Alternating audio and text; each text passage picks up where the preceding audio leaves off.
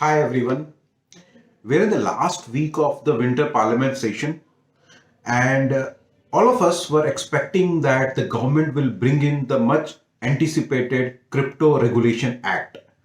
But now we feel that the government might not bring the Crypto Regulation Act, and we have to still wait for some time before the government would finally put down in writing in terms of what is its way of thought and action on crypto and the blockchain per se. But in this video, I wanted to talk about few of the important points and a little bit of a background in terms of how blockchain crypto uh, has evolved in India in the last 3 4 years. So if you all remember, RBI indirectly banned crypto in India, crypto trading in India, by projecting a ban on its banks that you will not be allowed to transact or facilitate crypto exchanges or crypto trading through its bank accounts. So in a way, RBI had put restriction on banks to not allow exchanges to operate and by not facilitating the bank account operations to them. But having said that, that has not stopped Indian participation or Indian retail investors' participation in the crypto community at large globally. In fact, India, according to a report, India stands at number fifth in terms of the amount and the number of users of crypto investors, which is close to 10 CR as we speak.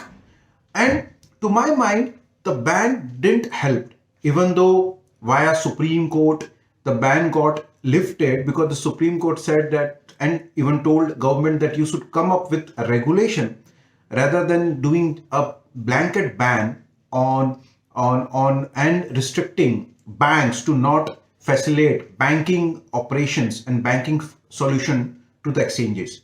Now, in this video, we would discuss in terms of what government should do. To my mind, the government should think about regulating it and how to regulate it. To my mind, it's very simple to start with. The government should clearly say that it's a commodity and it's not a currency. So when it's a commodity, it's not a currency, that solves a lot of problem. But because then it comes under the purview of a different authority per se, and the government should try to regulate it, bring in regulation, and the government should put onus on exchanges to ensure that the KYC is properly done and bring those exchanges under regulation. So bring stringent provisions by which an exchange will operate in India, wherein they take right KYCs, submit those KYCs, make a platform, do it in a way wherein the stock exchange or stock market does, and regulate those exchanges.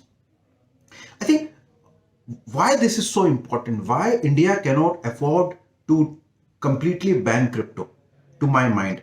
And the number one reason is that India can become the most preferred country or the leader in terms of Web3. When we talk about Web3, crypto and block exchange, leave out crypto. Crypto is just a product of block exchange technology. But block exchange technology or blockchain, what we say, is an important thing which can really help India as a country while taking it to a lead position as far as we call it Web 3.0 technology.